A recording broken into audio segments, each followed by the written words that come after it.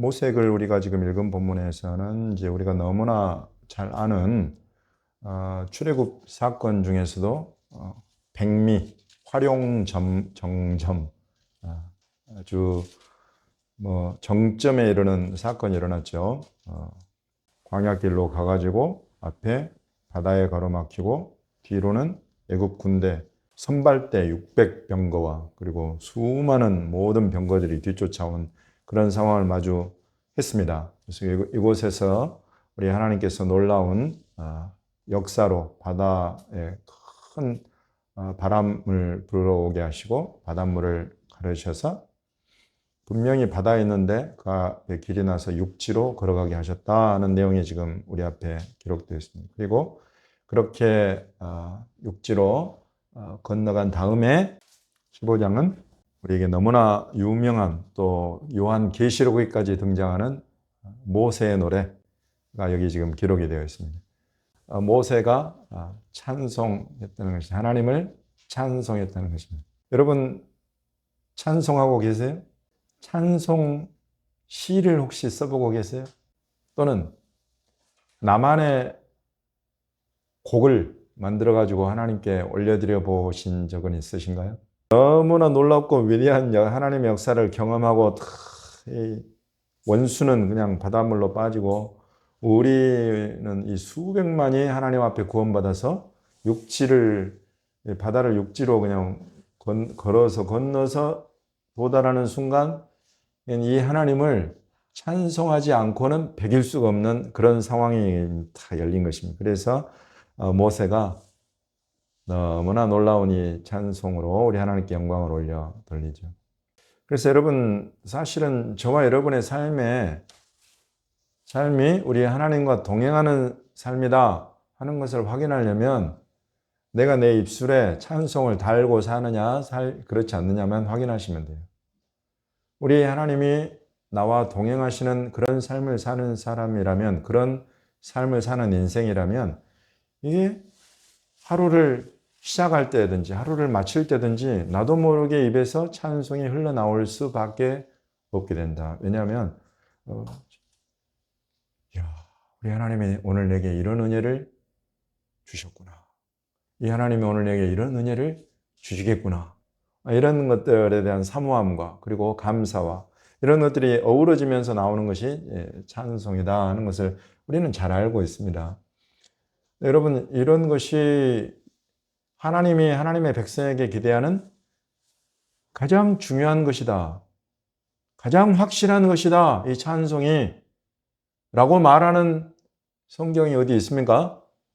시편 그렇고요. 또 신약에서는 에베소서가 그렇고요. 그렇죠. 그래서 오늘은 한번 순서를 바꿔보겠습니다.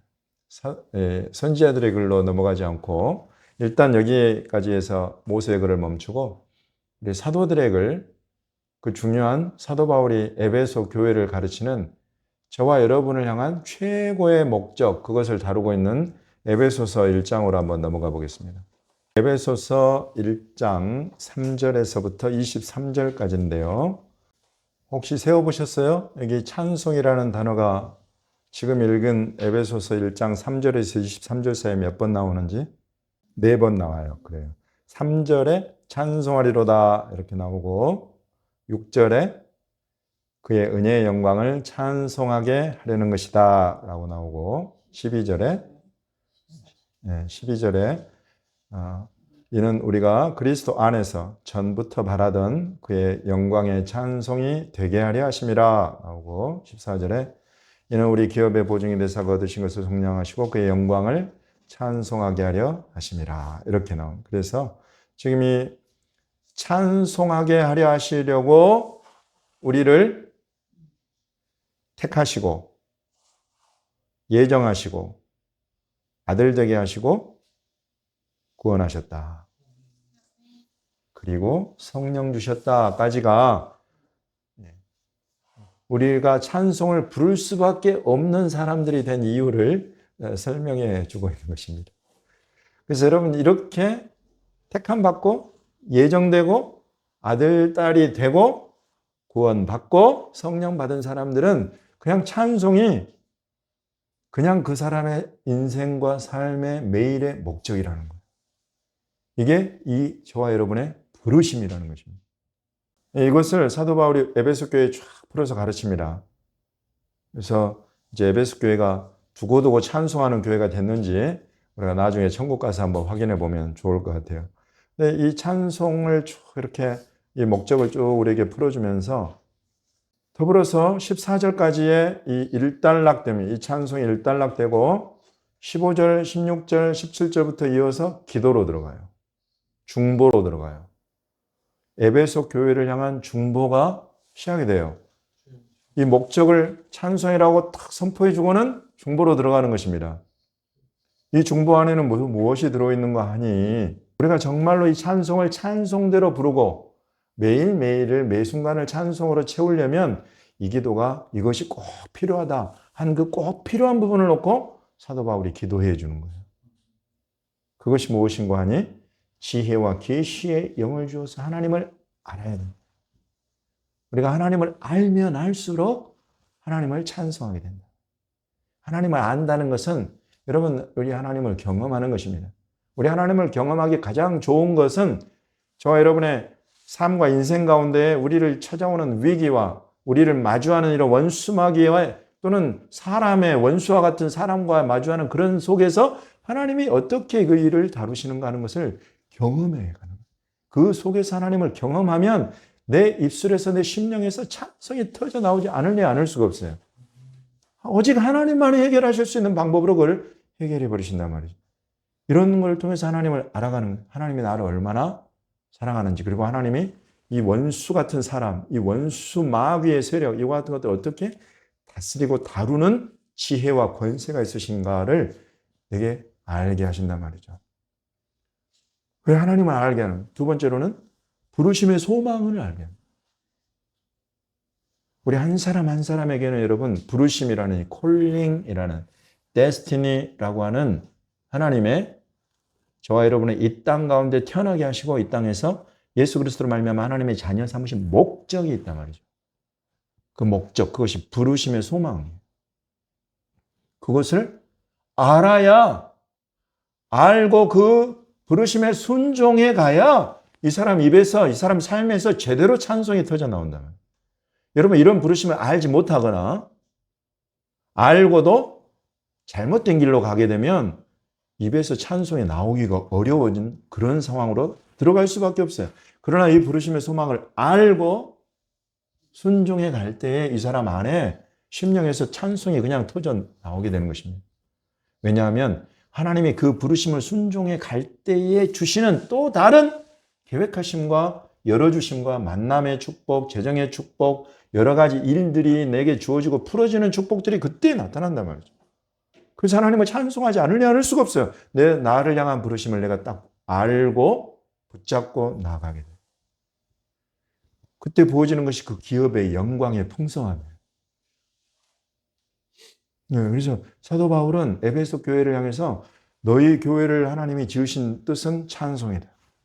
그 찬송을 제대로 부르려면 하나님을 알아야 된다. 부르심의 소망을 그 위로부터 부르신 콜링, 그 사명을 알아야 된다.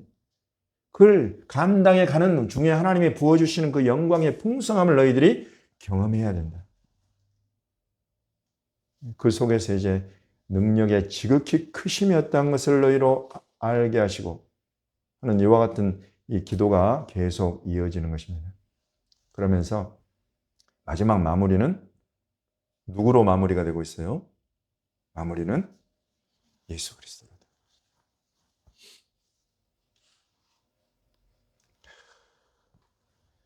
21절에 모든 통치와 권세와 능력과 주권과 이 세상뿐 아니라 오는 세상에 일컫는 모든 이름 위에 뛰어나게 하신 분, 만물이 그 발 아래 복종하시는 하는 분, 우리 모든 교회, 에베소 교회뿐만 아니라 우리 모든 교회의 머리가 되신 분, 이 예수 그리스도, 이분을 알고 머리이신 분의 몸에 합당하도록 살아가도록 한다. 이것이 사도 바울이 에베소 교회에 가르치는 교회되게 하시는 우리 하나님의 뜻을 너무나 명확하게 풀어가고 있는 것이죠. 그래서 여러분 이런 마음을 갖고 보면 이제 이게 찬송을 한다는 것이 단순히 그냥 룰루랄라 링가링가 또는 뭐 랄라랄라 하면서 하는 그런 곡조, 노래 부르는 그런 차원을 지금 넘어서는구나 하는 것을 우리에게 알려주고 있어요. 그래서 이 찬송 안에는 하나님 경험이 들어가는 거죠.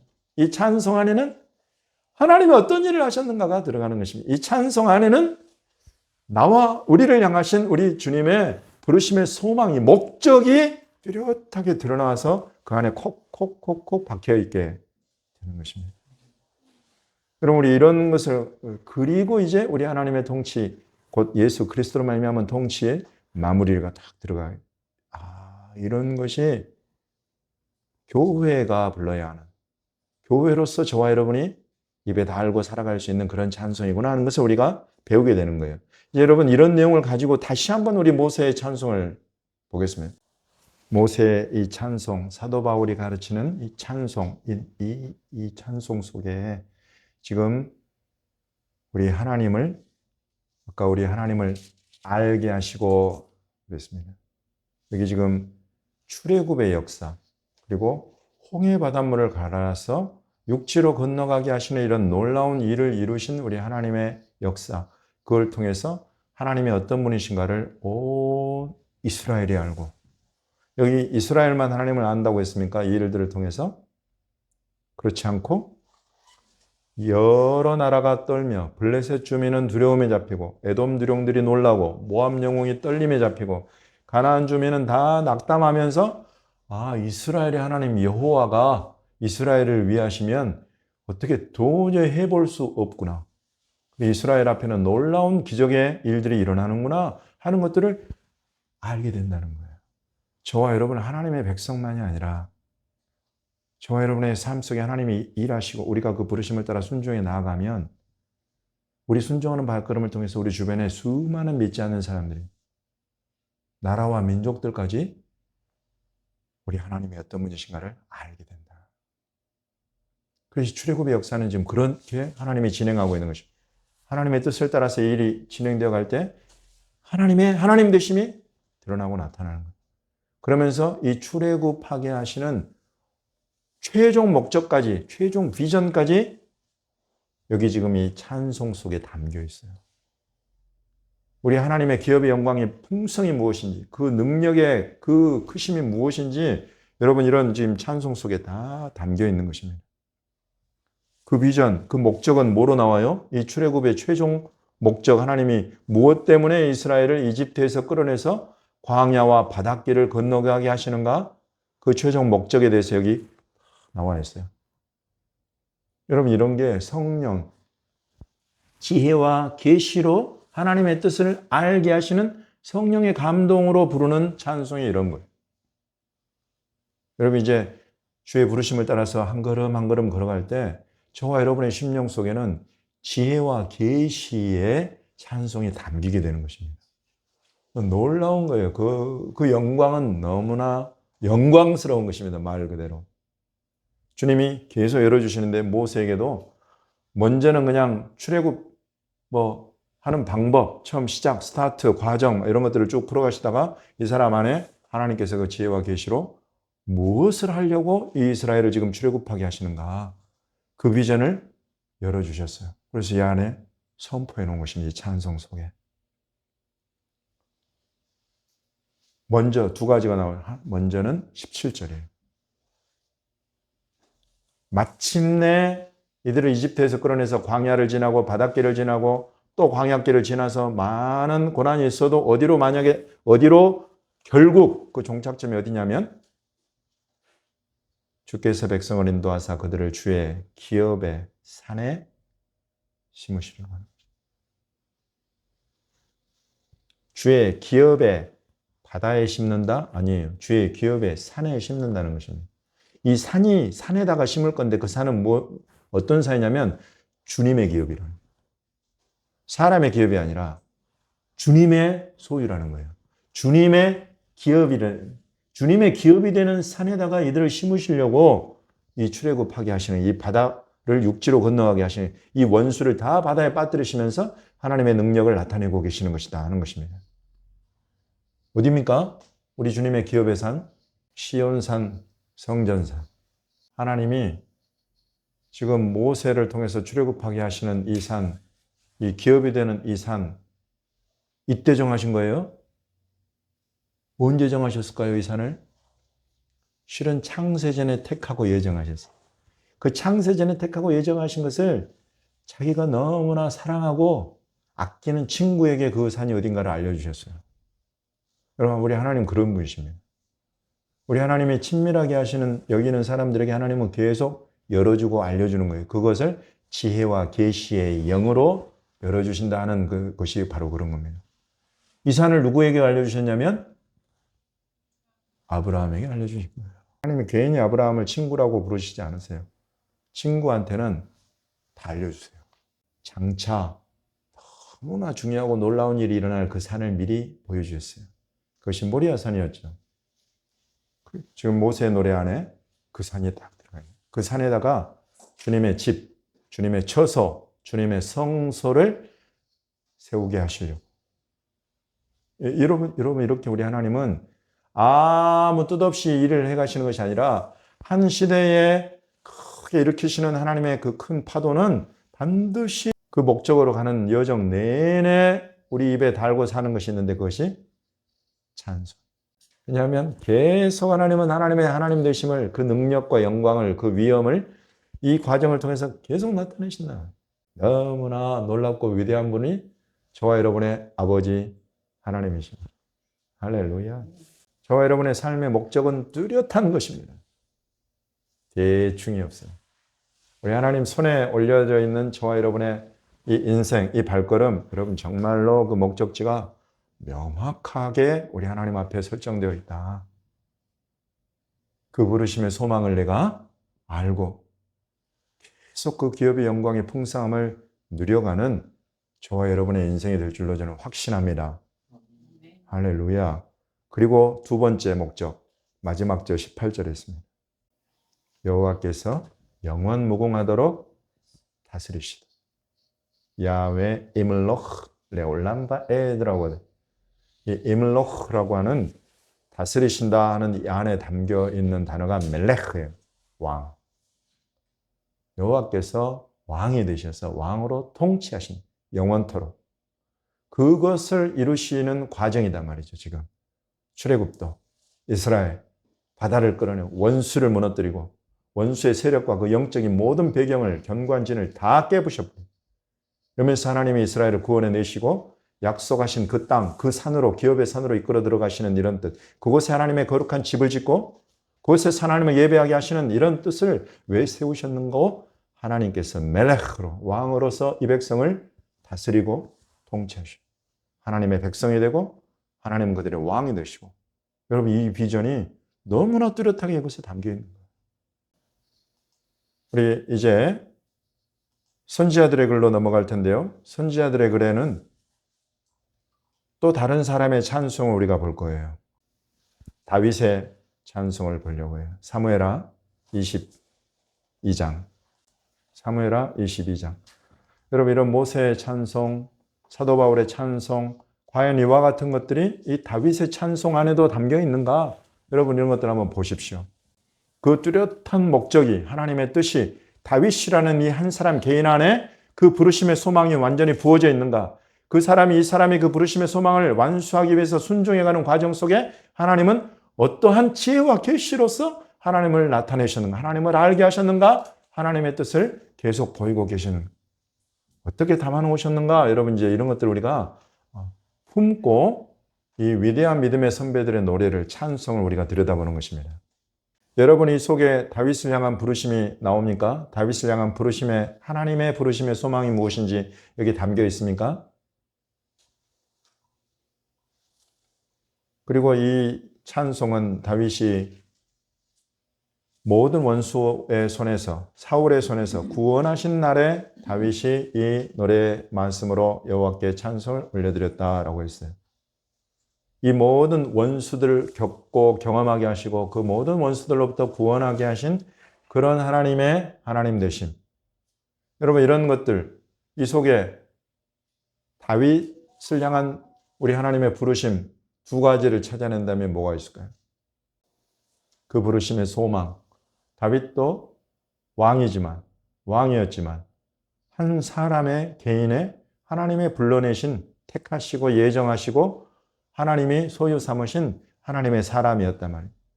그 사람을 향한 하나님의 부르심의 소망은 무엇이었습니까? 첫 번째, 전쟁하게 하는 거예요. 다윗은 전쟁하도록 하나님이 부르셨어요.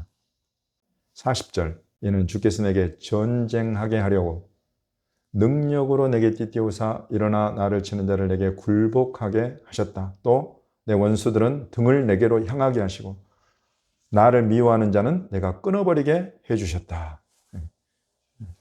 그래서 다윗은 전쟁하는 사람이에요. 여러분 왜 전쟁을 해야 됩니까? 왜냐하면 대적이 있기 때문에, 원수가 있기 때문에 전쟁을 해요.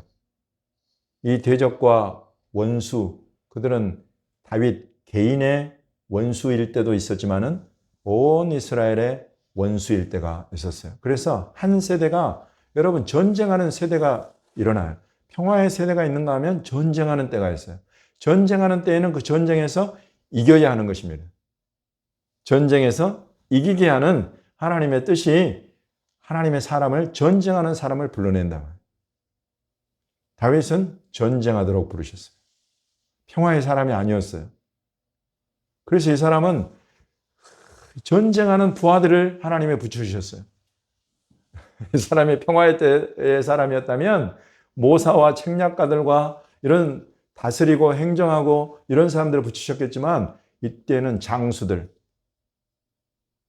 전쟁하는 부하들, 3명의 유명한 그 사람들 있잖아요. 다윗의 부하들. 이런 사람들을 주님에 붙여서 전쟁하게 하시는 거예요.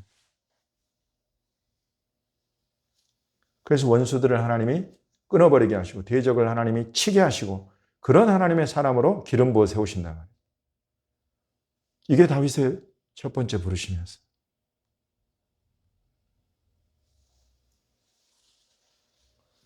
근데 여러분 이런 부르심에 순종하면서 가니까 계속 다윗의 지경이 넓혀져요.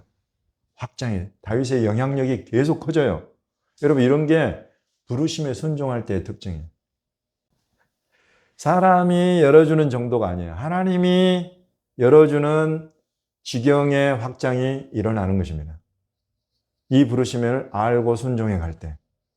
그래서 단순히 내 백성의 다툼 정도가 아니에요. 이 다윗이 전쟁하는 영역이. 44절에 보시면 주께서도 나를 내 백성의 다툼에서 건져주셨을 뿐만 아니라 내 백성들 간의 전쟁, 전투 이런 것에서 구원하시는 건 이제 기본이 되었어요. 나를 보존하사 모든 민족의 으뜸으로 삼아주셨다. 내가 알지 못하는 백성이 나를 섬긴다. 이런 놀라운 찬송이 다윗의 찬송 안에 들어가는 것입니다. 그러면서 이어지는 것이 나를 알지 못하는 백성이 누구냐면 45절, 46절에 이방인들이. 이스라엘 할례받은 할례자들 백성들 말고 할례받지 않은 저 이방 나라들, 이방 백성들조차 다윗의 명성과 다윗의 군대에 굴복하는 일들이 일어난단 말이에요. 여러분이 다윗의 지경이 확장되는, 다윗의 영향력이 확장되는 것입니다. 이런 과정에서 다윗이 만난 원수들, 대적하는 자들은 이제 내부적인 적뿐만이 아니라 이제 대외적으로 여러 나라들에도 원수가 일어나고 대적하는 자들이 일어나고 강포한 자들까지 일어났지만 하나님이 그 모든 자들에게서 나를 구하여 건져내셨다. 이러므로 50절에 여호와여 내가 모든 민족 가운데서 이제 주께 감사하며 주의 이름을 찬송합니다. 여러분 이런 것이 이게 지금 사도 바울이 에베소 교회를 향해서 너희의 부르심의 목적은 찬송이다. 그 찬송을 이루려면 하나님을 알아야 되고 지혜와 계시의 영이 필요하고 너희를 향한 부르심의 소망을 알아야 되고 그 소망을 따라 순종해 갈 때 부어지는 기업의 영광의 풍성함을 아는 것이다. 이와 같은 것들을 통해서 누가 드러나느냐? 예수 그리스도가 나타난다. 그래서 51절 마지막 마무리를 보십시오. 51절 여호와께서 그의 왕에게 큰 구원을 주시며 기름 부음 받은 자에게 인자를 베푸시며 영원하도록 다윗과 그 후손에게로다 하였다. 여기 다윗의 부르심의 이 두 번째 부르심은 메시아의 사명입니다. 이 사람을 전쟁하게 하셨지만 이 전쟁을 통해서 수많은 이방 민족들까지 다 복종하게 하시는 데에는 장차 이 메시아의 계보, 다윗의 계보를 통해서 하나님이 보내실 왕, 기름 부음 받은 자, 왕 메시아, 그가 나타날 것이고, 그는 이스라엘의 왕뿐만 아니라 모든 이방, 열방, 모든 민족을 다스리는 통치자로서의 권세를 나타낼 메시아가 나타난다. 이것이 다윗을 향한 우리 하나님의 이 두 번째 그 부르심이에요. 이 첫 번째 부르심을 계속 붙잡고 계속 나아가니 이 사람을 통해서 하나님이 그 메시아의 놀라운 소망과 믿음을, 그리고 그 계보를, 그 언약을 다윗에게 열어주셨다. 놀랍습니다. 그래서 여러분, 메시아가 오시면 그는 왕이다 말이에요. 기름 부음 받은 왕이다. 아까 멜렉이라는 이 단어는, 왕이라는 이 단어는 이물로흐, 다스린다, 통치하다, 말라흐라고 하는 이 단어. 그래서 누구의 노래에 종지부를 찍었습니까? 아까 모세의 찬송의 종지부를 찍은 마지막 절에 나온 여호와께서 영원토록 다스리신다 하는 것. 지금 다윗의 이 노래의 종지부도 역시나 장차 오실 메시아, 그의 영원한 통치, 왕으로서 다스리실 그 놀라운 비전을 지금 담아내고 있는 찬송인 거죠. 여러분, 이와 같이 구약에 예수님이 나타나지 않은 때에서조차도 우리 하나님은 그 찬송 속에 메시아의 통치, 예수 그리스도 우리 주님을 보내서 그로 말미암아 다스리고 통치하실 하나님 나라의 놀라운 것을 계획하고 그 계획을 찬송 가운데 지혜와 계시의 영으로 계속 풀어주고 계시는구나 하는 것을 우리에게 보여주고 있는 것입니다. 놀랍습니다. 그래서 예수님 오셨을 때 이 땅에서 어떤 찬송을 불렀을까? 이제 우리 예수님의 말씀 사복음서 속에 담겨 있는 이 찬송을 한번 보려고 그래요. 사실은 누구도 이것을 저에게 그동안에 찬송이라고 가르쳐 주진 않았습니다만은 제가 이런 맥락에서 놓고 봤을 때 이건 너무나 탁월한 찬송이에요. 예수 그리스도 우리 주님을 향해서 부르는 찬가예요. 요한복음 1장 1절에서 18절까지입니다. 이 속에 담겨 있는 예수 그리스도를 향한 우리 하나님의 부르심의 소망, 왜 예수님을 이 땅에 보내시기를 원하셨는가? 예, 이런 부르심의 소망이 이곳에 너무나 놀랍게 담겨 있어요. 저와 여러분과 같은 인간의 입장에서 봤을 때 예수님이 이 땅에 그 하나님의 부르심을 받고 이 땅에 오신 그 뜻, 그 목적, 그것은 저와 여러분 입장에서는 12, 13, 14절에 너무나 중요하게 선포되어 있습니다. 이전에는 하나님이 이스라엘을 택하셨고 이스라엘에게만 하나님을 계시하고 나타내셨지만 이제 이 예수 그리스도를 통해서는 혈통으로나 육정으로나 사람의 뜻으로 나는 것이 아니다. 아브라함, 다윗 전부 다 그 혈통으로, 그 가문으로 우리 하나님의 뜻을 이루어 가시는 그런 선택과 부르심에 나타났지. 이제 더 이상 13절의 말씀에 의하면 이런 혈통이나 육정이나 사람의 뜻이 아니라 하나님이 낳으시는, 하나님이 낳아주시는 하나님의 자녀들이 비로소 탄생하게 된다는 거예요. 누구 때문이냐면 예수 그리스도 때문에. 말씀이 육신이 되어 이 땅 가운데 오신 그분을 영접하고 그 이름을 믿는 자들은 이제 유대인이나 이방인이나 이스라엘이나 열방이나 아무 차별과 또는 구분이 없어요. 놀랍습니다. 이 일을 위해서 저와 여러분의 입장에서는 그렇고, 두 번째 부르심은 18절. 본래 하나님을 본 사람이 없으되 아버지 품속에 있는 독생하신 하나님이 나타내셨느니라. 여러분, 나타나다, 나타내다. 여러분, 이런 것이 우리 어려운 두 글자로 하면 계시예요. 계시. 저와 여러분에게 이 땅 위에 만물의 모든 민족에게 하나님께서 자기를 계시하시려고, 자기를 드러내시려고. 네. 아까 사도 바울의 에베소 교회를 향한 그 찬송에도 담겨 있습니다. 하나님을 알게 하는 것입니다. 하나님을 나타내려고 하나님이 예수님을 이 땅에 보내셨다. 그래서 여러분, 저와 여러분은 어느 누구보다도 예수님을 가장 잘 아는 사람이 되시기를 예수님의 이름으로 축원합니다. 이 예수 그리스도 안에서 하나님이 어떤 분이신가를 가장 친밀히 알게 되는 그런 사람들이 되시기를 예수님의 이름으로 축원합니다. 여러분, 그런 특권이, 그런 영광이 저와 여러분에게 있다 말이죠. 그리고 이와 같은 경험과 이와 같은 친밀함이 저와 여러분을 찬송으로 이끌어갈 것입니다. 그 찬송 안에는 이와 같은 지혜와 계시가 담길 거예요. 이와 같은 하나님 계시가 담기게 되는 것입니다.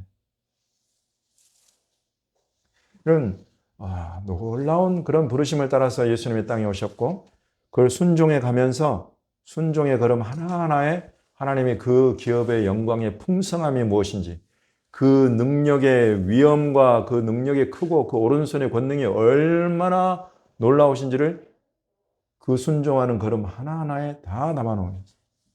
그것을 우리는 이적이라 부르고 표적이라 부르고 축사와 치유라고 부르는 것입니다. 놀라운 우리 하나님의 일들이 예수 그리스도를 통해서 이 땅 가운데 드러나고 나타났습니다.